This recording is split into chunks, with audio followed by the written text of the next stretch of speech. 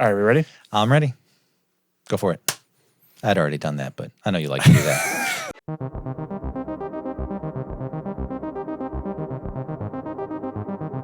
The humble and often overlooked wonders of creation include something as earthly as the brewing of beer. You might not expect a conversation about God to begin with a pint of ale, but in the words of that wise old thinker, C.S. Lewis, the creator of all things has left his fingerprints even in the smallest and ordinary parts of life, if only we look close enough. As we peer into the glass before us, consider the intricate and precise process that transforms simple ingredients, water, malt, hops, and yeast, into the most joyful of beverages. Here we see God's brilliance in the chemistry of fermentation, where a slight misstep or a moment's inattention can mean the difference between a drink that lifts the soul and one that falls flat. In the brewing process, yeast converts sugars into alcohol and carbon dioxide with a precision so exacting that even a fraction of a degree too high or too low can change the entire character of the beer. The hops contribute their distinct bitterness and aroma, balancing the sweetness of the malt, while the water, often overlooked, carries its own unique influence depending on where it comes from. This isn't a mere happenstance. It's a beautiful, ordered process, one that, though it may seem mundane, reveals something of the divine. For as John Calvin suggests in his Institutes of the Christian Religion, God's power and wisdom are made manifest in his creation. In Book 1, Chapter 5, Sections 1 through 6, Calvin writes about the knowledge of God and how it is both evident and knowable through the natural world. Creation is a sort of theater of God's glory, where the precision and harmony of nature point us toward a divine order, a reflection of the Creator himself. When we see the brewing of beer, we don't just see chemistry. We see God's careful orchestration of the elements, flourishing in complexity yet guided by a simple truth. Without the careful balance of nature, we would have nothing to enjoy. Brewing beer is an act of cooperation with creation, a subtle glimpse into the divine engineering that upholds all of existence. It is the same divine intelligence that shaped the stars in the heavens and fashioned the earth beneath our feet. The process itself, when considered deeply, becomes a hymn of gratitude to the Creator, a small but clear way that His grace is made manifest in the pleasures of life, even in a glass of beer. So, grab a brew and relax as we, in the final analysis, ensure you know your doctrines and know your grains. Think. All right, folks, welcome to Season 2, Episode 2 of the Doctrines of Grains podcast. I am one of your hosts, and here's the other. And I'm the other host. No, I'm Cole Billiot, and this is Squeaky Clean Seth Dean. Yes. I don't. We're trying so hard.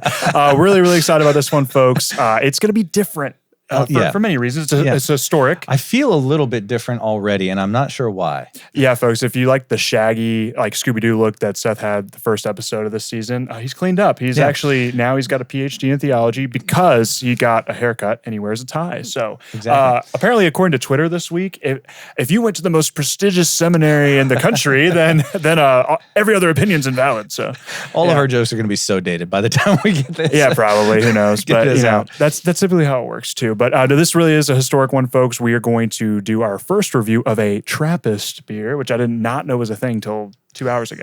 So, this is actually a pretty common beer. Many of you have probably had this, but it's a first to us. So, yeah. Well, and it's really fun whenever Cole finds out something new because he just obsesses. He just nerds out about it. Yep. And like, welcome to the world of the Trappist monk knowledge. Right. I'm like 5 minutes old in the grand scheme of things. And Seth was like, yeah, you don't know this is common knowledge. I mean, to be fair, I was probably your age. To be fair. I was probably your age when I found out about the Trappist monks. Yes, the great time, guys. Cole. The true heroes of Christendom that you have not heard of. But also what will be different about this episode is we've done a lot of curmudgeoning, perhaps, in our past, where we've like, all this false teaching, which is out there, all this controversy. And kids, get off my theology. Right. And a lot of it's been kind of negative arguments where it's like, here's a premise, we are arguing the negative of that, the opposite of that. Right. We want to pose a positive vision for creation, God's wondrous works all around us. And instead of just pointing out all the blatant and stupid errors of atheists and what have you, stupid as they may be,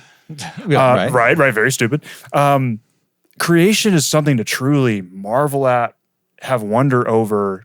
I mean, in our circles, this is popular. Brian Sauvé, very popular, very recently was on a podcast where he had a monologue about trees for like 10 minutes. That was like went viral. Yeah. But trees and everything else in God's creation really are worth monologuing over, right? Yeah, absolutely. And what's going to be fun is whenever we get into the institutes, Calvin monologues about Quite a bit. Yeah, and so before we get too far down that road, I would like to say this is the first time that we have done this set set up. Yes, because a very, very nice lady. Do you know who she is, Seth? Why, indeed I do. I know her quite well. It is the hospitable bride. Yeah, his wife. If you did, yeah, very well. They know each other very. Yeah, 3 kids later, they was.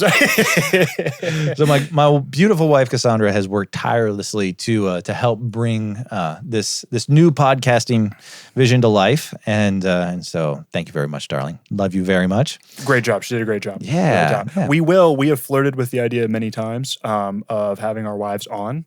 And so actually, we're all about crowd participation. Maybe you guys could pitch us an idea. Aside usually when podcasts have hosts have their wives on, it's just like, let's talk about marriage, which of course is glorious. Mm-hmm. It's glorious, but it's also like, okay, well, that's a given. Of course you're going to talk about those things, but what else could we... Fruits of the covenant? Yes, possibly.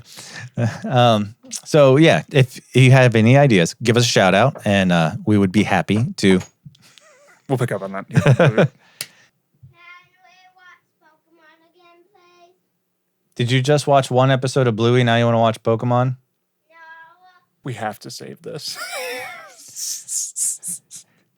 You can watch a couple more episodes of Bluey, so your sister's happy. So if you guys have any ideas for, we need to have some elevator music for that part of the show. Well, if you guys could throw us an idea of an episode to do with our wives, they would enjoy it. I hope. Yeah. And but also knowing both of them, they'd probably look at the ideas and be like, well, these suck. And then they'll come up with their own, and it'll be wonderful. So it's true. It's true.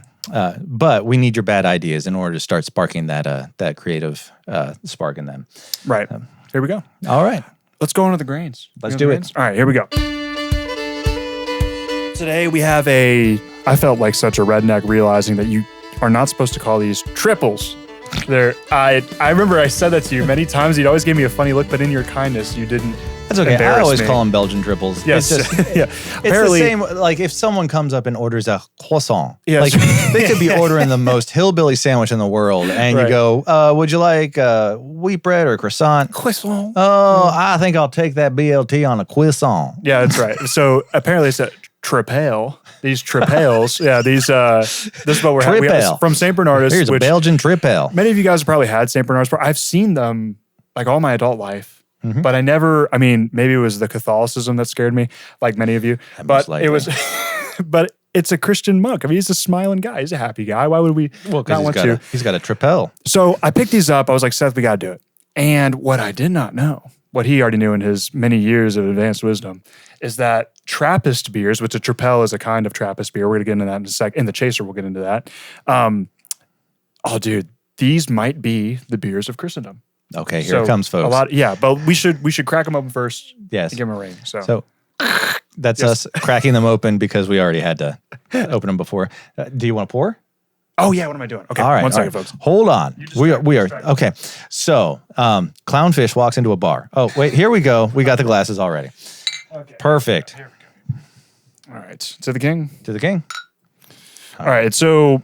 Part of what we'll discuss in the Chaser too is the marvelous science, the works of creation, like that Calvin mentions and the Bible, of course, teaches, about the brewing process. Now, tripels and dupels and quadrupels, they're all the Trappist beers. They are often double fermented and top fermented. We're going to break that down, but that's what creates, even in a very girthy glass like this, a wide glass like this, you still get a large head on the drink. We do apologize. We know this is not a type of glass that you would not at all. Drink a tripel out of. Normally, they're goblets that are a little bit more rounded. Yes. And then bottom heavy. And kind of like a honey pot look with a stem like this. So, but we insist on disappointing you just like we did with the Guinness episode back in season 1. You should go check that one out. But yes. Here we go. To the king.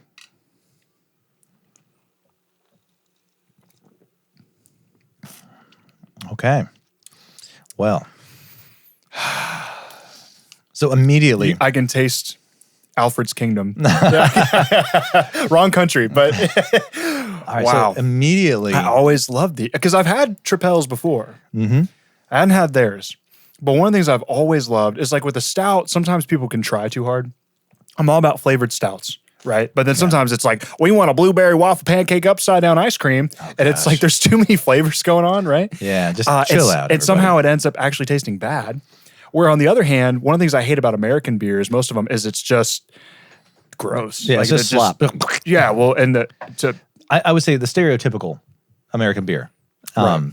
Within the last 20 years or so, that's changed. well, and pardon my French, but my uncle used to always call American beer skunk piss is what he always. but once you hear that, it's pretty accurate, right? Yeah. But what I love about a Tripel is it has the flavor you want, and it's a heavy drink. I mean, this is just under 11%. No, it's 10. It's a solid 10. It's a 10 flat. It's not. I thought it was okay. Well, anyway, so it's a 10%. I mean, that's not okay. We're not talking about a natty light here, right? So this is a heavy drink, and it's robust, but it's flavorful, and the hops, it's not bitter at all. So It's not. Yeah, and so the first thing that you're struck by, obviously, is the aroma. Right. Like right before you take the sip, you get that classic Tripel aroma that is very comforting because you know you're about to sip a really good beer. Right. And there is like a citrus smell, but it's also not a girly, fruity. Probably this again. I'm telling you, it's Christendom, dude. I don't know how else to say it. We could literally. And again, I keep using English analogies because I don't really. What do you know about Belgium? I don't know anything about Belgium. I forgot. Belgium is like the second cousin to France, basically. Right. And don't they speak French? Yes, and different dialects of it, right? But oh geez, I was they're so and this is not to anyone from Belgium. We love you guys, but like sometimes you forget about them. So like I was so clueless the other day. I was like, what's the demonym for someone from Belgium? And I was like, oh, Belgians, like Belgian waffles. Yeah. And Belgian beers of various sorts have become very popular in America. We just call them wheat beers, so we don't deal with the copyright issues. But Trappist beers, doubles, triples, quadruples, why are they special, Seth? This is so cool when you hear this. Wait. Maybe we should save that for the chaser. We should grade it first. Let's get into the grading. And then, yes, we'll get into why. We'll make our case for why these might be the beers of Christendom. So. Okay. So what's your rating? All right. Well, first off, rating system 1 to 3, dog water. Yep. Awful. I'm glad that I've cemented that in your brain now. Yeah. It's like Oh, now that would have been an inappropriate analogy. When you go to beverage establishments in your early college years and you run to a female who is perhaps not the easiest on the eyes, and then you don't want to tell your friends, that's what a 1 to 3 beer is like. It's you don't want to tell anyone about a 1 to 3 beer. Yeah, and so then you got your 4 to 7, which is like all right. Okay, I would drink this again. Yeah, it's like an IHOP. Yeah, I'd go back, but it's not crazy. Yeah, it's nothing to tell the town about, and that's what like the. But if someone asked, I wouldn't deny it. Yeah, the 8 to 10. Right now, 8 to 10 is. Yeah, talk of the town. Let's retake Jerusalem. Inauguration 2025. Yeah, exactly. The golden age of beers. That's what this. The golden age of beers. There we go. 8 to 10. Yes. 8 to 10. We can use that for another 4 years. Right. Amen to that. Or hopefully. Yeah. Yeah. Maybe 12. So. Or until Emperor Trump. Baron. So where do you in that scale? Wait, this one. Oh, dude, I actually might. I think I outranked you last episode. Didn't I? I might do it again. This is a different season. It has been so long since I've had like a really good triple. So here's one of my issues right now, is I've had like triples that have been brewed in the basements of Presbyterians before, and they are glorious. I was about to say, don't tell the PCA. What, the Pipe Cigars and Alcohol Association? Right. Definitely don't tell the PCA. Goodness.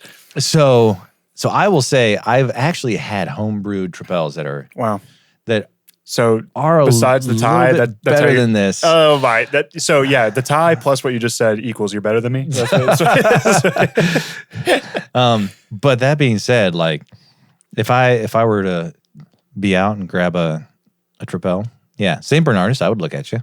I'd be like, well, And this shouldn't affect my rating because it really is tasty, but we'll get into why St. Bernardus they're not apostate, but in the Trappist world, they're kind of apostate. We'll get into that. But here's the thing. I'm a little bit disappointed by it. No, stop. It's not that I don't like it. It's just it did not meet the expectations that I Really? had. Well, I haven't had too many Tripels, so to me, how about this? I'll throw out mine because I already know at this point I already that I'm feel gonna outrank bad. you. Yeah. So go ahead. Well, you got to ask yourself this, though. This might be the most popular, recognizable name for Tripels. So it's like, what would you want to be more popular in America, Bud Light or this? I'm taking this every time. Yeah. No. Please don't get me wrong. This is not going to be I'm straight. This is I not love going to be a Jesus. below Yes. 7, but it's Okay, definitely good, not good. going to be a 10. All right, I'm going to go with 8.3. Okay. All right. It's pretty stout, huh? No, it's a Tripel. Oh, sorry. Wow, we actually didn't rehearse that. That was real, folks. That was live. Okay, all right. Actually, 8.3. I'm going to land on that too. Well, okay. Well, you know, unity in Christendom. So very nice. We can move on to the chaser. Yeah. Right? So, and speaking of unity in Christendom, if this were the beer of Christendom, because I think that's the other thing is like we're looking for Somebody to the sponsor new us. beer of.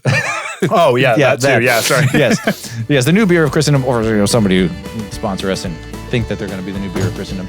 If you sponsor us, you have a really good head start, though. Oh, Virginia, you turn my city girl heart blue. Ladies and gentlemen, do you have a favorite local wine, beer, whiskey, moonshine, or mead? Let us know. Get a shout out, get some laughs. Know your doctrines and know your grains.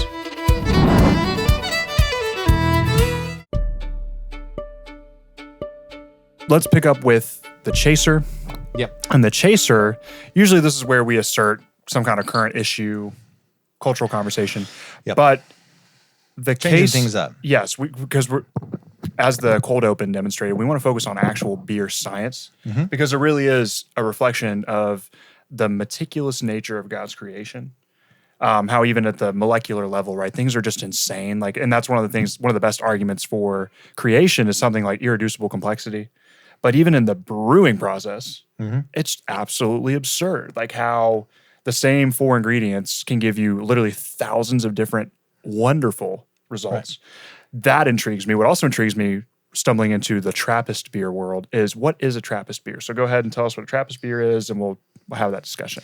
In order for you to have a Trappist beer, it has to be brewed in a Trappist monastery. Right. Ta-da! Yeah, that's it. So like no kidding. So these particular styles of Belgian beers, they exclusively like there's an association which certifies what are legitimate Trappist beers, and they have historically. If you go all the way back to our very first episode, we covered the history of beer in the church, and one of the things we talked about at the medieval period is that monasteries and churches pretty much had like the monopoly on brewing, which is so funny to what happened in the 19th century in America. We were like, no beer for anybody, because that's what Jesus wants. Meanwhile, the monks of the medieval era were like, have another. So that tradition has carried on even till today, where you have these Trappist monasteries where they brew these dubels, tripels, quadrupels there, and they send them around the world because the proceeds from those beers, they provide all the needs for the monks and for all the community ministries that they have. It's truly wonderful, really what it is. But where St. Bernardus kind of takes an L is they have actually lost their official Trappist beer certification because they have, what you're not supposed to do is you're not supposed to move the brewery itself out of the monastery. They've done that now for capitalistic reasons, which is sad. It's really good. But what if I told you? What if I told you that actually changes the flavor of the beer? How would that work, Seth? Well, you see, it's all about the water. Baptism. Yes. So just like we talked about in the cold open, all these 4 ingredients, you can have variations of each one of them. Yep, different processes as well. And so if you are brewing a beer using water from Newport News, Virginia, you're going to get an entirely different flavor profile than if you are brewing it in like a place that has well water. Right. And so, I mean, that's why like you get all these different beers. They could have the same name, and there are just so many different variations, like based on hops, malt, wheat, and water. I mean, and there are even like like mom and pop shops that make like biscuits and things like that, and they'll say, "Hey, what's your secret ingredient?" And they'll say, it's the spring water. Yeah, that's true. That's true. That is an older thing, but the reason why you don't run into that anymore, I would argue, is the same reason why you don't see it really in the beer world. Because ask yourself this: think about mainstream American beers, Coors, Michelob Ultra, Bud Light, Budweiser. Let's all be honest. At the end of the day, they all kind of taste the same, and they all kind of taste like crap. Yeah. Let's just call it what it is. Yep. That's not to offend any of you good old boys out there who you like your $3.99 6-pack. I don't blame you. I grew up in that culture too, but let's just call it what it is. And it's interesting because what the elites don't want you to know is that all those companies are owned by one parent company, more times than not. Yeah. And so it's funny how that means that they're probably not, more times than not, getting their ingredients from where they actually are. Yeah. And so what is reflected in a Tripel is, unless you're St. Bernardus, is that you're literally drawing from the waters of a monastery in a place. In effect, you are tasting a place and therefore a people and a culture and a time. So it's, again, this is just beer. So in one sense, it's not that deep and it's kind of silly. But in another, And yet here we are. and yet it's really profound because this is a staple of a particular culture that can bless the nations. And honestly, I didn't want to say anything because it would give away the chaser, but it was the water that was off when I was tasting it. Right. Right from the Presbyterian basement brew. Is that what it was? The way better water. Well, it was in the country, so. Right. Well, so anyway, I remember as I was nerding out over Tripels, that really stood out to me that it's like, no, or even with you guys remember when I nerded out over Guinness, again, go back to that episode. One of the things that they emphasize in the Guinness storehouse is the fact that 8 million liters of fresh water flows into the storehouse every day, and that's what they use. So like you're getting a taste of Ireland when you drink a Guinness, like genuinely. And because of, there's a difference between what has to be kept in country and versus globally, it's not a myth. There is a legitimate difference in taste between that which is pulled in Dublin versus the Guinness I'm going to drink from a 7-Eleven, right? There's nothing wrong with 7-Eleven Guinnesses. I love them. I don't care if they're H1B, whatever. But anyway, so in the same way, these when you're grabbing a beer like this, like you're tasting from a monastery, in effect, you're tasting Christendom. Yeah. That's glorious, dude. Like that is in a sense, a fulfillment of what's described of the nations, the ethnoi, bringing their gifts into the New Jerusalem, right? Yeah. So, right. So I'm really like, I'm taking this way too serious, but it's okay. It's a good beer. It's really good. And what's hilarious is I've been letting you drive, and yet this is like the second time that you've outpaced me. They're so good, dude. Like I don't know what it is. I just love. I fell in love with stouts when I first got into the beer game, but I think I still think Guinness is the premier as of right now. Guinness is still like the eschatological beer. It is the thank you. You reminded me of that. Guinness is the eschatological beer. It's arguably the beer of Christendom, but Belgians, they make a very strong case. Also because they're also eschatological. Did you know, Seth, that this bottle of St. Bernardus has a shelf life of up to 4 years? 4 years. And not because like American food where it has all these chemicals that are going to kill you and make your organs glow when you die. That's the reason why it has shelf life. No, it's because of the process of fermentation. So beer science, the beer we just consumed, uses methods of double fermentation and top fermentation. So the double fermentation that means that in the process of the brew, it's fermented. But then before they send these out, they let them sit in the factory for a while because they're still fermenting in the bottle. Right. Which is why they want you to pour them in a glass, because when you drink it from the bottle, that's where its second stage of fermentation has happened. So it's going to taste different than in a glass. Yeah. How do we figure that out? That's insane. That's insane. Yeah. It's God's creation. No, it's one of the things that's glorious about like alcohol is there are so many different nuances that people have discovered over the years. Like before, it was just like a matter of survival. Like, hey, let's brew beer and we'll have something that won't kill us. Right. And we'll get a fun experience out of it. Yeah. Our strong water. But I'd like to imagine there was some tribe that was like, we can talk to women with this. Here's your club, Billy. Yeah, that's right. And so I don't know. There's something I mean, you're talking about eschatological as far as like beer is concerned, but there's Right. also something very eschatological about like the human experience, where as we grow and we learn and mature, You're ready we for beer. also we're ready for beer, but we're also learning like how to nurture things and how to enjoy them to the best of their ability to the glory of God. Like whether you realize that's what you're doing or not, like the person who figured out, oh yeah, double fermentation, that's a cool thing. Oh, but also if you pour it out into a glass, that's a cool thing too. Well, God already knew that. And, Right, that's true. And he's designed it, literally designed it. And we're just the ones discovering how it all works. And Well, it's like, is that Proverbs 25 where it talks about that the glory of God is to conceal a matter, but the glory of kings is to find it out? to find it out. Where yeah. it's like, it is a glory. It's not just a small, because you might say to yourself, guys, you guys are like drooling over beer right now. Or it's like, hey man, to the foam, it's gone. But like, no, this is another aspect of creation where God has concealed a matter. Kings have sought it out, meaning men with character. They have found a glorious thing. I love it. I loved this thing. It was great. And so now, like, we can enjoy these things to the glory of God because someone did the glorious thing in discovering a mystery of God's creation. Yeah. Right. So We're gonna have to have a chaser on how we're kings. There's a whole different conversation. Oh yeah, Maybe we'll have yeah. it in the to the foam. Yeah. Exactly. We so- can do that too. Yeah. But we've probably monologued about. Yeah, we've definitely monologued long enough Yes. about about Tripels. Time to move Tripels may be the beer of Christendom.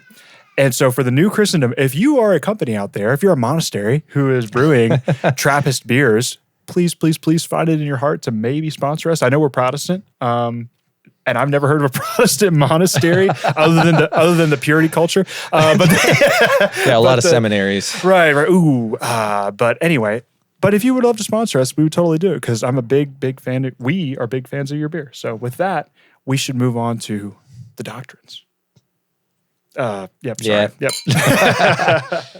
A good Bible isn't just a book. It's a sword, a companion. It's been with you through years of study, prayer, and maybe even a few coffee spills. But what happens when the cover wears out or the binding starts to crack? That's where Ex Bibles comes in. They specialize in high-quality, handcrafted rebinding and restoration, taking your well-loved Bible and making it something that will last for generations. And right now, you can get free stitching, $20 in value, when you use the promo code GRAINS at checkout. Visit Ex Bibles on Etsy or check out their work on YouTube at Ex Bibles and Stationery. Because the Word of God should be treasured for generations. All right, Sethums. Chapter 5, the knowledge of God, conspicuous in the creation and continual government of the world. This chapter consists of 2 parts. Part 1, the former, which occupies the first 10 sections, divides all the works of God into 2 great classes and elucidates the knowledge of God as displayed in each class. The one class is treated of in the first 6 and the other in the following 4. We today are only going to cover the first 6 sections. So Yeah. do you want to read those 6 sections for us? Yeah, absolutely. So here in chapter 5, in the first 6 sections, section 1 is the invisible and incomprehensible essence of God, to a certain extent, made visible in his works. Section 2, this declared by the first class of works, for example, the admirable motions of the heavens and the earth, the symmetry of the human body and the connection of its parts, in short, the various objects which are presented to every eye. Section 3, this more especially manifested in the structure of the human body. Section 4, the shameful ingratitude of disregarding God, who in such a variety of ways is manifested within us. The still more shameful ingratitude of contemplating the endowments of the soul without ascending to him who gave them. No objection can be founded on any supposed organism in the soul. Section 5, the powers and actions of the soul, a proof of its separate existence from the body. Proofs of the soul's immortality, objection that the whole world is quickened by one soul, reply to the objection, its impiety. And section 6, conclusion from what has been said, for example, that the omnipotence, eternity, and goodness of God may be learned from the first class of works, for example, those which are in accordance with the ordinary course of nature. Wow. Okay. Yeah. So this is one of those examples of Calvin can just like slam his brain onto you. Yes. Right. And you're just like, wow. Okay. In one sense, I know exactly what you're saying. And in another sense, What are you saying? But it's glorious stuff, folks. So again, we want to lean into, yes, there are a lot of good counter arguments to atheistic objections about, well, this is just all big happy accident. I mean, this was a little ball of something that exploded into everything. And me and you via goo in the zoo, evolution, that's how we're all here. And that's all fine and dandy, so they think. And we can combat that all day. But before we even approach that set of argumentation, maybe we should just bask in how glorious our observations confirm that what is around us is insane. Like, we take for granted how wild even a squirrel is, right? And at the end of the day, all these complexities reveal a complex designer, right? Yeah, and so just a quick reminder as we're going through, this is chapter 5. Yep. And so Calvin is logically basing his book on a set of arguments. Namely the Apostles' Creed, right? He's focusing, first on we God believe in God the Creator. Father Almighty. Yeah, Maker of heaven and earth. Yeah. So this is, we've already kind of covered the first section already in the first season. And then from chapter 3 to 9, he's now covering the second argument. It's going to span quite a bit. So the knowledge of God, it is shown in the first place what the kind of knowledge is which God requires. So that's chapters 1 and 2, and then from here on, it's going to be where this knowledge must be sought, namely not in man, because although naturally implanted in the human mind, it is stifled partly by ignorance, partly by evil intent. Right, which is what we did last episode. Yeah. And so here we are in like one of the longest chapters that we've covered so right, far. Which is why we're breaking it up, because it is mighty thick. But I have heard through a little bird that we may have some interesting guests who can help us proceed through this very large chapter. And stay tuned. Yeah, we'll see how that all pans out. If you haven't guessed, folks, we do everything by the seat of our pants. So, but it could happen. It could happen. So, let's start with section 1. Okay, start with section 1. That's a good place to start. It is. Right? And what part of, you may not like this, but part of what we've been doing with this is, hey, we are reading like right from the Institutes what Calvin has said, sometimes in very large quotes. Mm-hmm. But at the end of the day, folks, that way you can actually say, which a lot of professed Reformed people can't say, is you've actually heard what Calvin has to say. Yeah. We've actually read what Calvin has to say. So let's proceed with this first little paragraph from Calvin, section 1, if you don't mind. I was going to read. Go for it. All right, here we go. Since the perfection of blessedness consists in the knowledge of God, he has been pleased in order that none might be excluded from the means of obtaining felicity, not only to deposit in our minds that seed of religion of which we have already spoken, but so to manifest his perfections in the whole structure of the universe and daily place himself in our view, that we cannot open our eyes without being compelled to behold him. His essence, indeed, is incomprehensible, utterly transcending all human thought, but on each of his works, his glory is engraved in characters so bright, so distinct, and so illustrious that none, however dull and illiterate, can plead ignorance as their excuse. Yeah. So, take a moment. As we begin this, he starts off that paragraph talking about the perfection of blessedness consisting in the knowledge of God. And when I first read that, I was like, dude, Cole. He immediately texted me. Let's talk about this. Mayday, mayday, mayday. Yeah. And so you had a really good point, is that when Calvin is talking about perfection, he's talking about completeness. He's not talking about like the perfect holiness. Right. And this draws from biblical etymology. So typically our postmodern conception of perfection is that like every attribute of a thing, we have a metaphysical approach. We think that every attribute of a thing has to be like 100% in all of its realms in order to be perfect. So like the perfect, God, for example, is perfectly wise. He's perfectly strong. He's perfectly righteous, et cetera, et cetera. And that is a definition of perfect, right? No one's saying that's not. But the biblical use of the term perfect, or even what Calvin's utilizing here, is it's something that is complete. So like the complete beer, for example, is one that is harmonized with water, hops, wheat, and what did I say? Water, hops, wheat, yeast. There we go. Sorry. The 10% is getting to me. So that would be a complete. This is the highest ABV beer that we've ever had. It is? Oh, yeah. wow. Yeah, well, there it is. That's worth mentioning. There you go. All right, stay tuned, folks. It's gonna get fun. But no. So that's a complete, right? It is something which has completed all of its compartments. It is a perfect beer in the sense of it has completed the task for which it was assigned, and its design, right? So it has a teleological aspect to it. So when Calvin's saying the perfection of blessedness, the completeness of blessedness, in order to be truly blessed in this life. That blessedness must be rooted in the knowledge of God to make sense of even the world around us. Right. And it's not just about the inherent propensity of man to think on eternal things, but he's instilled it in nature itself. And he's gonna talk about that. He's gonna work it out. He's gonna quote Paul, because I know that's probably where your minds are going. So we'll get there in just a little bit. Right.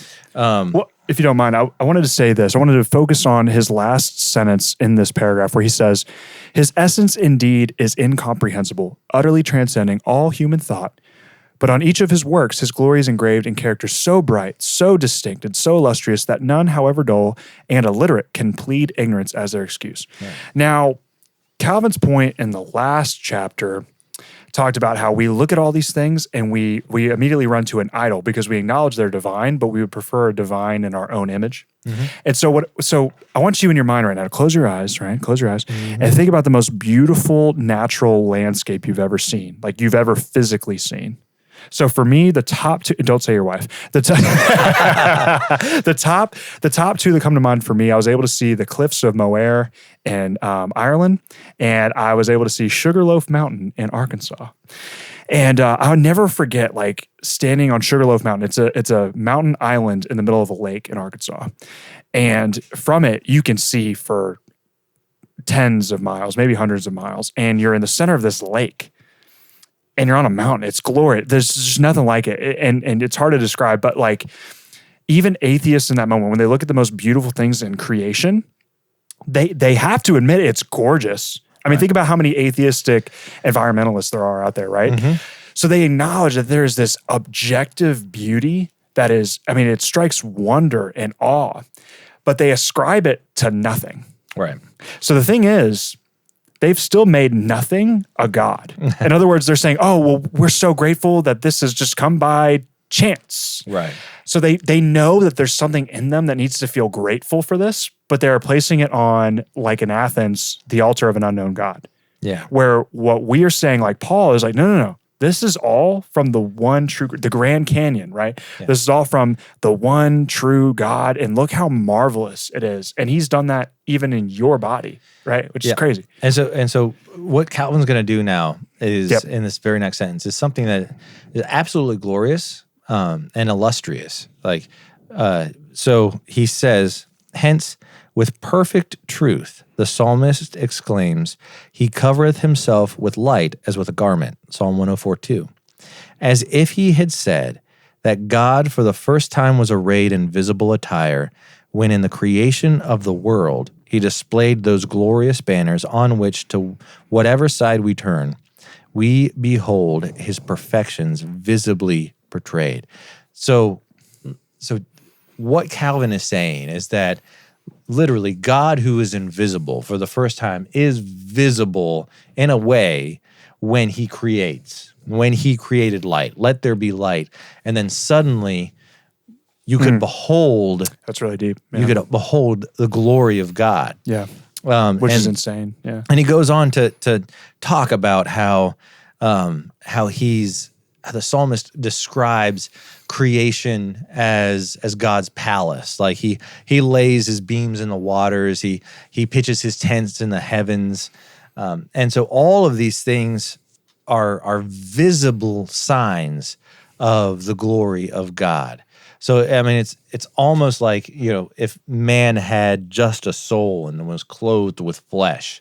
Right. And then, like, for the first time you actually beheld the man and not just knew about a soul. Right. Like that's the sort of thing that he's describing as far as nature goes. I think what's crazy about nature too is human beings, we are constantly doing something. We're constantly changing. But like nature, in our perspective, more times than not, with the exception of natural disasters, is fixed. So like the same people who have been looking at one mountain have been looking at that mountain for hundreds and hundreds and hundreds of years, despite civilizations rising and collapsing. And so that is actually a physical representation of an attribute of God in his truly unchangeable nature. Yeah. And so like you're not escaping that. Because that's there, so is the fact of God's unchangeable nature. And there's so many things like that nature shows us that we take for granted because we're flippant in a lot of things. We are changeable, and we're so worried about the next thing that we don't stop and reflect. And this is something that even though they were clearly wrong, the transcendentalist movement of like the 18th, 19th centuries, they understood this. They understood, they still wanted to reject God, just like the atheist environmentalists I was talking about, but they wanted to get outside and look at the things which are seemingly unchangeable and know that there's something greater. Like I remember in college, I heard something pretty profound from an agnostic who they didn't like Christianity because the God of the Bible is mean, but they were like, they were an astrophysics major, and they were like, there are no atheists in quantum physics, only agnostics. Like, there is a God, but we don't want to know who he is. Right. Well, unless he tells us to stop doing the things we don't like, right? But it's like, how profound. But that's been my case, right? I mean, think about all the notable names of scientists you can think of, the deGrasse Tysons of the world or the Hawkins of the world. They were never true atheists, but they're definitely not Christians. Mm-hmm. There's probably other reasons for that, but it's definitely not the science. The science shows, what we could study about the world shows, this is insane. We live in an insanely beautiful and wondrous thing. But I didn't know if you had anything else out of section 1 before we move on to section 2. So section 1 is going to set up the rest of his argument. Right. And basically what that is he's going to continue to talk about the reality of the invisible and how that is portrayed in the physical. Right. And so there's no divorcing those things. Right. And so like it's a dualism in the sense that they're two distinct things, and yet it's not a dualism in the Platonistic sense in which they should never touch. The weird thing about God's creation is they're actually constantly interacting. And it's a matter of revelation. Right. Like all the creation, the visible creation is the revelation of the invisible creation, which is ultimately a revelation of the manifestation of God. Right. And so you're going to see that argumentation as he works it out in here. But the first thing, before we move on, I've got to say that this chapter is glorious. Like the way that Calvin works this out is truly glorious. And it's kind of frustrating when I read this and then I hear people just kind of poo-poo Calvinism as like a cult or like it's so harsh. Like, it's really frustrating when people say like stupid stuff like he was a Gnostic or he was just an Augustinian and Augustine was a Gnostic. Like weird things that when you read this, you're like, that's absolutely not true. Right. And this is brilliant. This is brilliant stuff. And like another argument is that it's just pure philosophy. It's not. This is deep stuff. And Calvin has a very intentional writing style, as he's got 15 sections in this chapter, and it's not just random ideas that he's got. He's working out logical arguments, because he's classically educated, right? And he's working logically through these arguments about God. So well, and then what's funny is sometimes you do hear the contention that it was too much logic. You're not leaving room for mystery. But if you don't mind, I wanted to read the first sentence of the second section. Well, so he ends the first section with Paul, and he says the Apostle Paul, stating this more clearly, says that. That which may be known of God is manifest in them, for God has shown it unto them. For the invisible things of him from the creation of the world are clearly seen, being understood by the things that are made, even his eternal power and Godhead, from Romans 1:20. That's going to lead into section 2. Go ahead. Yes, which he says, in attestation of his wondrous wisdom, both the heavens and the earth present with us, innumerable proofs, not only those more recondite proofs which astronomy, medicine, and all the natural sciences are designed to illustrate, but proofs which force themselves on the notice of the most illiterate peasant, who cannot open his eyes without beholding them. It is true, indeed, that those who are more or less intimately acquainted with those liberal studies are thereby assisted and enabled to obtain a deeper insight into the secret workings of divine wisdom. So, and this is just like the point, the reason why I wanted to read that is because it was just illustrating the point that my friend in college had made, where it's like, no, actually, when you get into the nitty gritty of the known world, there's another analogy where it's like all the world's best philosophers and scientists were climbing the heights of knowledge, reaching the top to a valley, which just showed the Christians there the entire time. Yeah. Where it's like all that can be known about the natural world reveals to us that like this is all God's doing. Yeah. Yeah. Yeah. And so he's basically going to say, okay, so now you have the ability to see these things. Like this is obvious. This is conspicuous. This is right in your face every single day. Every single day you wake up, you see the sun, you look outside, you get to see the sky, you get to see the flowers, you get to see all of these wondrous creations. And then he goes on to say, still none who have the use of their eyes can be ignorant of the divine skill manifested so conspicuously and the endless variety yet distinct and well-ordered array of the heavenly host. And therefore, it is plain that the Lord has furnished every man with abundant proofs of his wisdom. The same is true in regard to the structure of the human frame. Here's where he's going to move his argument along from creation, from the heavens itself, from everything that is visible around you. He's now going to bring it in and focus it practically on man himself. And he says, to determine the connection of its parts, its symmetry and beauty with a scale of a gallon, de usa partium, which I probably should have looked that up, but it's okay. You all can look that up. Right. And he says, requires singular acuteness, and yet all men acknowledge that the human body bears on its face such proofs of ingenious contrivance as are sufficient to proclaim the admirable wisdom of its maker. So man himself is proof of God. Right. His maker. Right. And we were talking about that before the show, folks, of like how even I'd heard Doug Wilson describe before, like even the human hand, like right now we're trying really, really hard with AI and robots to essentially in many ways replicate or even do better than human life. We're making some good strides, perhaps. I mean, Lewis and Hideous Strength might have some concerns, but at the end of the day, like even just making something as complex as the human hand, we're not there yet. Yeah. Because even this, which we take for granted, is insane. But how much more God, what we were talking about before the show, God did not just make this insanely beautiful world, physical world around us, though he did, and creatures of all kinds of complexities. He also made us rational to observe them, possessing a soul that clearly can recognize, oh, like we even have a higher purpose than the rest of this designed world he's laid out for us. You know what I mean? Yeah. It's insane. It's truly insane. No, and we use it to reject him, which is the unfortunate part. But yeah, exactly. Like even in man's ability to create robots and put a pseudo skin on it. Okay, I thought you were about to say and to go to the moon. And I was like, did we? But anyway, no. To the phone. Catch us later. And, we are still lacking in God's ability. Like God is, I mean, Calvin's going to get into the aspects of the soul and how it's like intertwined with the human body in such a way that it's like inextricable. And so that, like, what he's basically saying in very logical and profound thoughts and using scripture as proofs and using nature as proofs, just like Paul said we could, is that God is evident.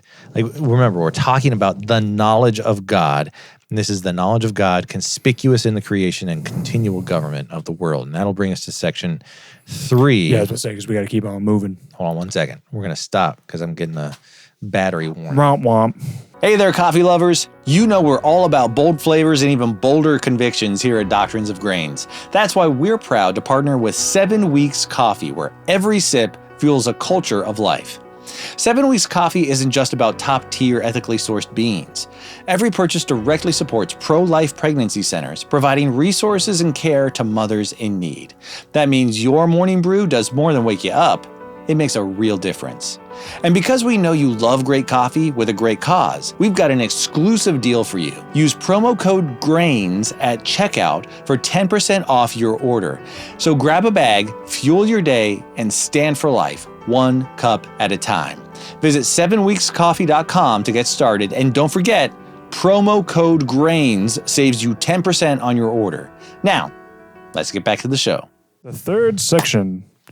This more especially manifested in the structure of the human body. We already kind of talked about that in a little bit. Yeah.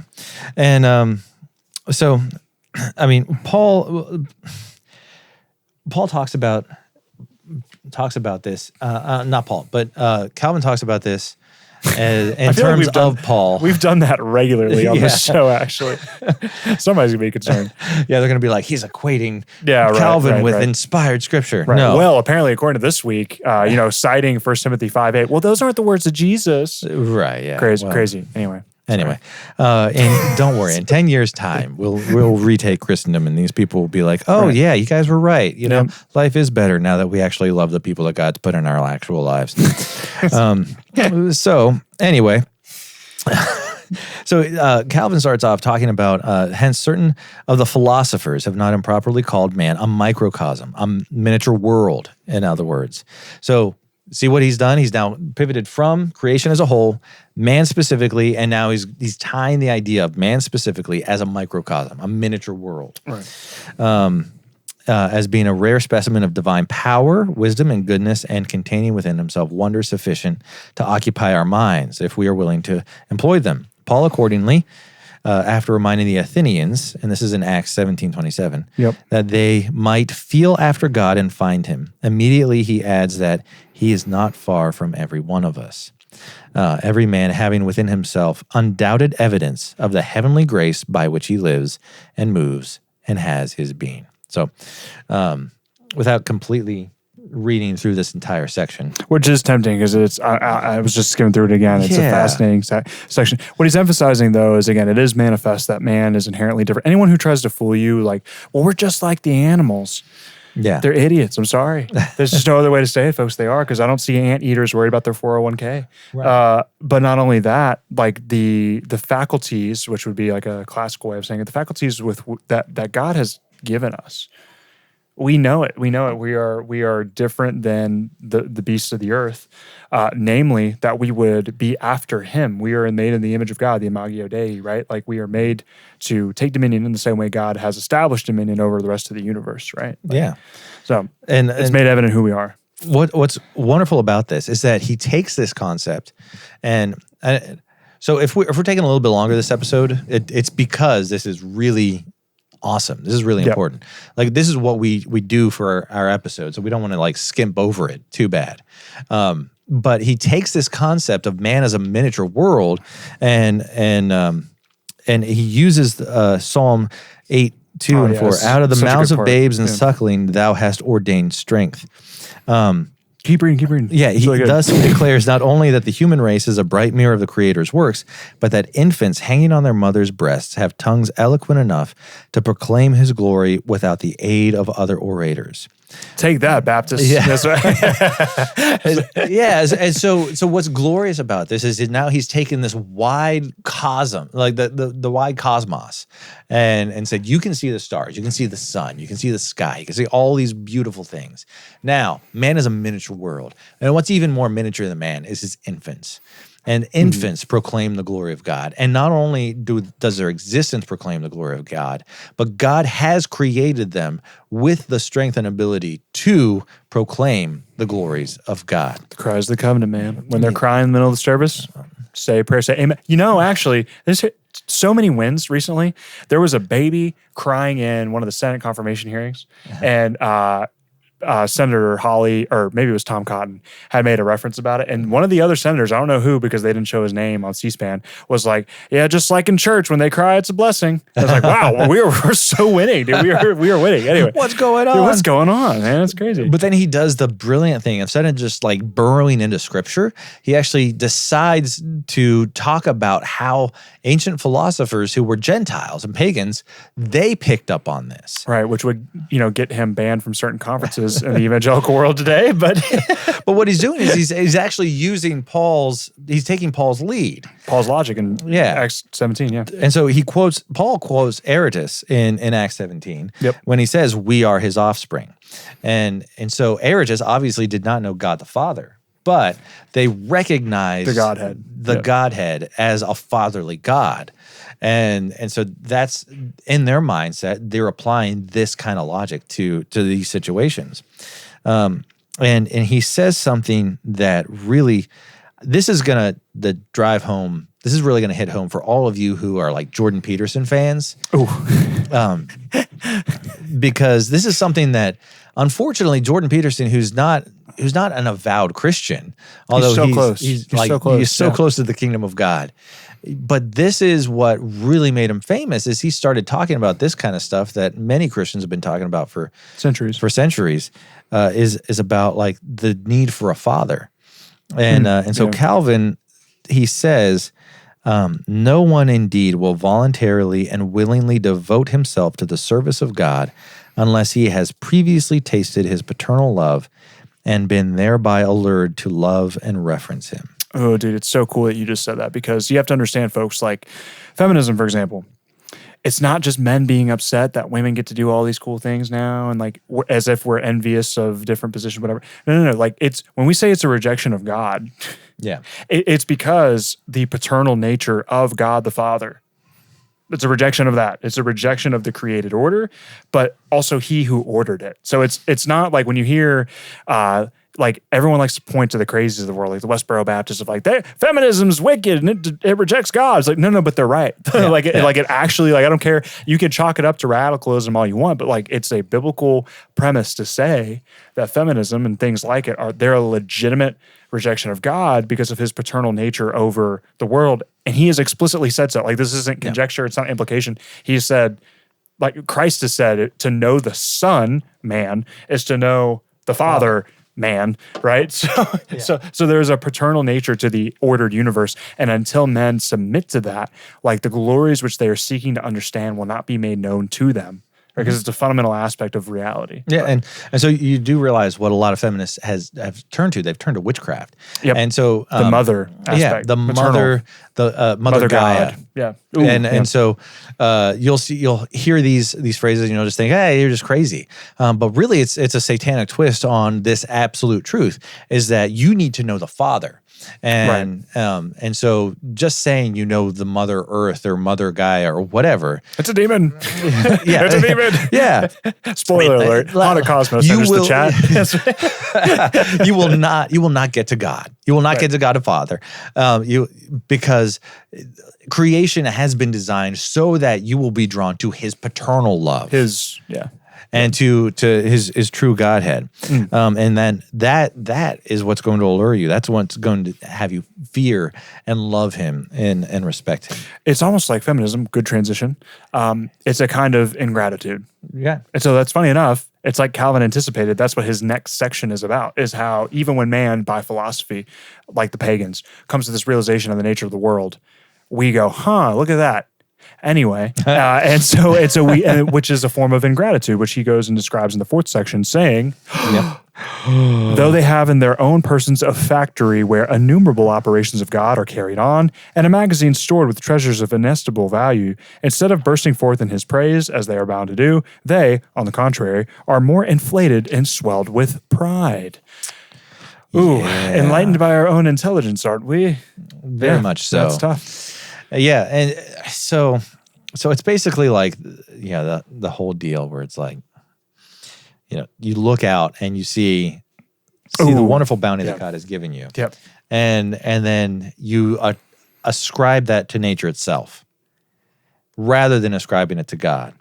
Right. And that is like a willful suppression in pride of God's paternal love.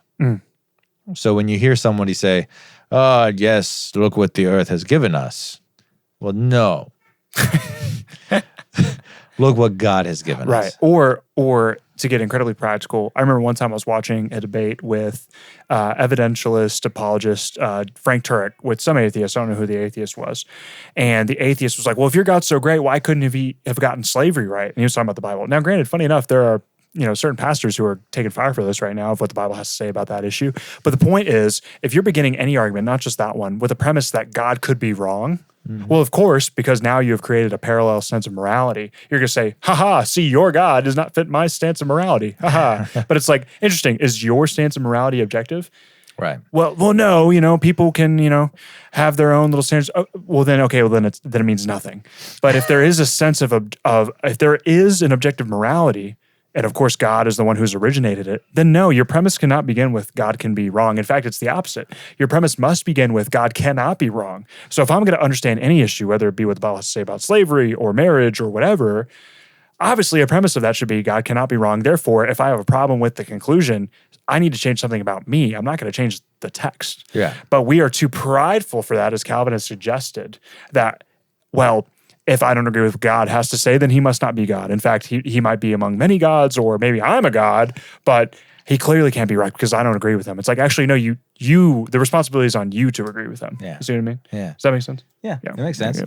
And so what Calvin's doing here is now he's taken this obvious argument that is as old as the day is long, as the human race is long, and so he makes this argument that says, at this day, however, the earth sustains on her bosom many monster minds which are not afraid to employ the seed of deity deposited in human nature as a means of suppressing the name of God. Can anything be more detestable than this madness in man, who, finding God 100 times, both in his body and his soul, makes his excellence in this respect a pretext for denying that there is a God? So, in other words, like you've got this monster mind that God has given you, and now you're using it to deny that God even exists. Right. Or again, the neo-atheist argument of there is no God and I hate him. Yeah. Right. So we do have to keep moving. I do love this end of the section though, in section 4, because it's just like, we don't even talk like this anymore. He says, he's talking about the soul, and like, we don't like to admit it, but we have a soul, and it's different than any other creature on the planet, from which we have convictions and we have aspirations and we et cetera, et cetera. It is who you are, right? Mm-hmm. And he says this, he says, the swift motions of the soul, its noble faculties and rare endowments bespeak the agency of God in a manner which would make the suppression of it impossible. Did not the Epicureans, like so many cyclops, use it as a vantage ground from which to wage a more audacious war with God? We don't talk like that. We've talked about the Epicureans before. They were the original hedonists. If it looks good, then it must be good, and it feels good, then it must be good. Mm-hmm. But then what Calvin's pushing here is, okay, but what is good for the soul? Yeah. Yeah. And so when you start asking questions like what's good for the soul, it turns out it's not alcoholism, rampant sexual degeneracy. We start realizing that there has to be something else which feeds the soul. And this is a God-sized hole in our hearts that Augustine speaks of when he says that men will not have rest until they have their rest in God. Yeah. Yeah. Right. But I just love that he mentioned the Cyclops there. Again, Hana Cosmos has 2 reasons now to watch this show. But anyway. Yeah. And he finishes this section off by then describing how the soul functions in connection with the body. And he says, let Epicurus tell what concourse of atoms, cooking meat and drink, can form one portion into refuse and another portion into blood, and make all the members separately perform their office as carefully as if they were so many souls acting with common consent in the superintendence of one body. And so, like, basically, your soul is actually helping your body function. Right. And apart from which we wouldn't make sense. Yeah. We just simply wouldn't make sense. There are so many things that just happen on a daily basis. Like, you can go to sleep and not worry about breathing. I mean, it's an involuntary action that your body does for you so that you stay alive. And you can go to sleep and not have to worry about the capillaries in your body taking oxygen to different portions of the body, or the blood that's deoxygenated returning to your heart. Like, your body already does those things, but it's not necessarily just the body, it's the soul functioning in conjunction with the body to make that work. And remember, this is Calvin's argument that this is a microcosm. This is a mini world. Our bodies are a mini world that are illuminating and illustrating the glory of God in creation. Section 5 is quite large. Yes. And he quotes pagans, and we're just going to skip over it. Well, so in this, I already apologized last episode for giving Reformed Thomists a hard time. But I also made myself look like an idiot because I confused Lactantius with a different pagan, and Lactantius was actually an early church father. So I've belayed my last. I have corrected myself. But that being now said, that he's drank St. Bernardus, he's realized his folly. Right. But also, where I was confused before. No, he's very, very, very explicit here. Not only does he defend Aristotle, but then he quotes Virgil in very large sections, which I think we should just save the time and read those sections because it is beautiful and glorious. But also, his whole point here is that the soul in and of itself, which can be rationalized or deduced by even a pagan mind, shows forth an immaterial reality that transcends even time because it can't be touched and empiricized. So the soul is an argument for immortality, which again, immortality then points to something which exists outside of time, space, and matter, i.e. God. Yeah. And so from that, it's interesting. And all of this, because he goes on, and it's a lot of very, very deep detail.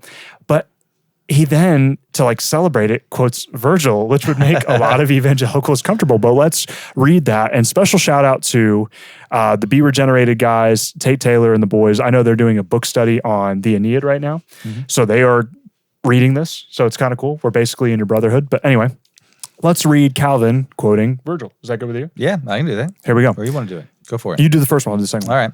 All right. So he says, such persons are delighted with the following celebrated passage of Virgil.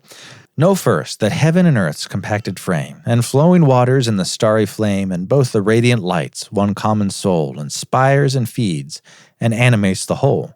This active mind, infused through all the space, unites and mingles with the mighty mass. Hence men and beasts the breath of life obtain, and birds of air and monsters of the main. The ethereal vigor is in all the same, and every soul is filled with equal flame. The meaning of all this, that the world which was made to display the glory of God is its own creator. For the same poet has in another place adopted a view common to both Greeks and Latins. Hence to see the bee, some sages have assigned a portion of the God and heavenly mind. For God goes forth and spreads throughout the whole heaven, earth, and sea, the universal soul. Each at its birth from him all beings share, both man and brute, the breath of vital air. To him returned, and lucid from earthly chain, fly whence they sprung, and rest in God again. Spurn at the grave, and fearless of decay, dwell in high heaven, and star the ethereal way. So his point, though, is to show that there's an aspect, there's an ambition that the pagans got right, which is to see all around us and even within us what Paul argues eventually in Acts 17 of we live and move and have our being in God, but not in a pantheistic sense in which like God is literally in the rock, or God is literally in the butterfly, or in you in the sense of like he's bodily present even in your soul. That's not, Calvin's correcting that actually, is like we need to be more precise in saying that the beauty is not that God is actually in everything, but that he is over everything from beginning to end, or from end to beginning rather.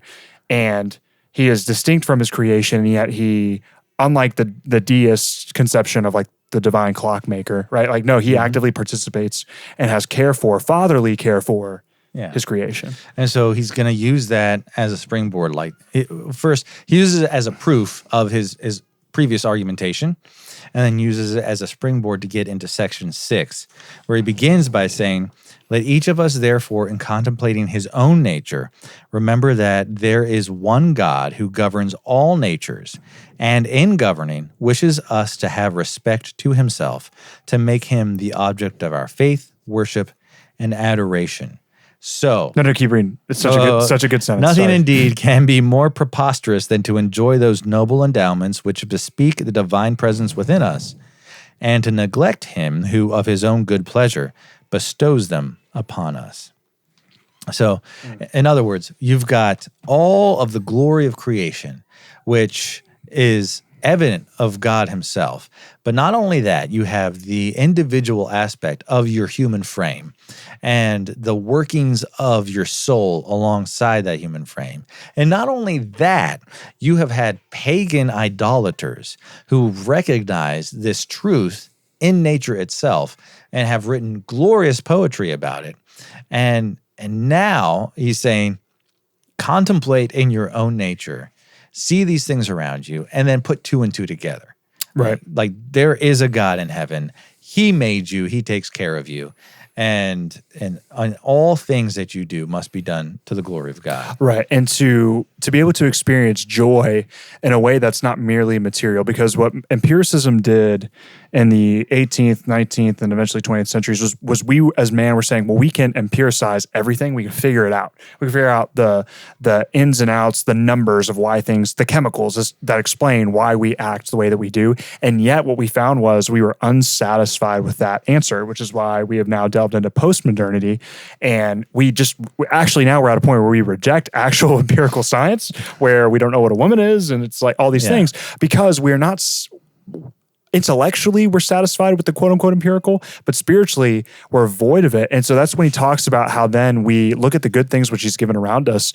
And it's preposterous that what we do is we say, I want to give thanks to somebody, but I can't give thanks to God because he doesn't exist. And Chesterton laughed at that. He was like, it's the funniest thing that they have no one to give thanks to. Yeah. But we enjoy these things, and we know our joy is not merely hormones in my body telling me that I'm happy. Yeah. But it's a reality. But that reality can only be true if it's transcendent, and it can only be a transcendent reality if there is a supreme transcendent, which is God. And then he uses all of that argumentation to then say, now contemplate his eternity. Because nothing here can be self-existent. It must come from something that is self-existent and therefore eternal. And he says, moreover, if it be asked what cause induced him to create all things at first and now inclines him to preserve them, we shall find that there should be no other cause than his own goodness. But if this is the only cause, nothing more should be required to draw forth our love toward him. Every creature, as the psalmist reminds us, participating in his mercy, his tender mercies are over all his works. Psalm 145:9. So that's how he concludes section 6. Did you see, like in 6 sections, he just used nature to tie it to the revelation of God, tied it to man, his own frame, to man's soul being connected to man's frame, and then eventually worked his way towards, because these truths are self-evident, God is eternal. Right. Yeah, I mean, it's deep, but then also to really kind of bring us all home with how this applies to us is, again, I actually think in our cold open, we quoted Lewis. Let's quote Lewis again. Lewis had a very interesting lecture he gave at a Socratic seminar sometime in the middle of the 20th century. I can't remember. I remember I read it, in which he was describing, similar to the conversations he had with Tolkien, how Christianity is the supreme myth. Not that it's not true, but it's the supreme story.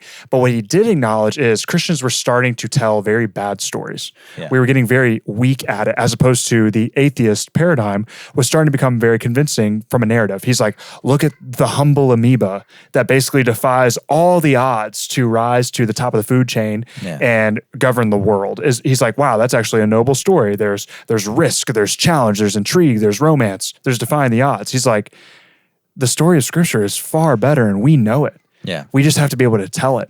And so creation actually goes a long way to show us the intricacies and the complexities and the beauties and the wonders of God's story that we're literally living in. We are living in his story, history, but then equipped with Scripture, special revelation, which actually gives us salvation, not just knowledge, but salvation. The story is so glorious of God constantly, like in creation, conquering darkness with light, conquering death with life, and conquering sin with redemption, right? So that's why this matters, is because I can't stand it. I know you can't stand it either, but when Christians forfeit something like evolution with theistic evolution, you are forfeiting so much more. That you think it's just an intellectual academic discussion, but it's like, no. Like the whole narrative of redemption is lost when you concede that. Yeah. Like, and compromise is not a virtue, right? Like that's, anyway, sorry, I don't know. It's okay. A whole other episode. Sorry. I know that gets under your skin too. No, it's definitely a pet peeve. And the other aspect, practical aspect is one thing I think I sent to you was like, if you're discussing with an atheist, then the question to posit is like, why are you? As opposed to why aren't you? And you are. And in this argumentation, Calvin works out, because you are, God is eternal. Which is so funny, because when you ask that, as I have to other atheists, it always almost exclusively stays on moral reasons. Right. Which can be summarized as, I don't like your God. Instead of metaphysical reasons of like, you don't even know Like, you can't explain how you exist. Like, you can give me science, but again, just like, man, we're quoting a lot of Lewis. Lewis, and I believe it's his sci-fi trilogy, talks like one of the characters describes a star, and he goes, yeah, it's just a ball of gas, and the other character responds like, no, that's what it's made of, not what it is. Yeah. So you can describe how the world functions, but you can't explain what the world is. Yeah. Apart from God. Yeah. And his goodness. Yeah. Or who you are. Yeah. Right. So anyway. And so as you set down your phone or get off your computer or whatever, and you look around and take a moment and remind yourself of the glories of God, whether that's in the sky, whether that's in the view of your hand, whether that's in the sound of your children's voice. Well, but also too, I think this is actually a helpful moment in time for us to reflect upon these things. You know why, Seth? Because we are collectively dumber now as a generation. I think we talked about that with education last episode. But like, I realized the other day, if someone time traveled me back to the 5th century, I had nothing. And I'm telling the people there about what life in the 21st century is like. And they're like, I'm like, yeah, we have smartphones. And they're like, well, how do they work? I'm like, I can give you a cursory maybe understanding of like radio waves, frequency, but they're like, okay, now build one. Now, I'm not saying that we all need to have a knowledge on how smartphones are made, but what I am saying is like things we take for granted that we created, let alone what God has created. Yeah. The common person can't even articulate the things that we have made, how much the things that God has made, right? So anyway, we're so prideful, but anyway. So we should land the plane. I hopefully we've been positive. I think we I think so. It's positive vision. Creation's beautiful. Yeah. Go to a natural park, state forest, something like that. Anyway, so there we are. We are partway through chapter 5, and we will pick it up in the next episode with a guest. Oh. Yeah, maybe, maybe we'll see. How many people can we fit on this couch? All right. Well, Cole, anything else? How goes the world, Seth? The world goes not well, but the kingdom comes.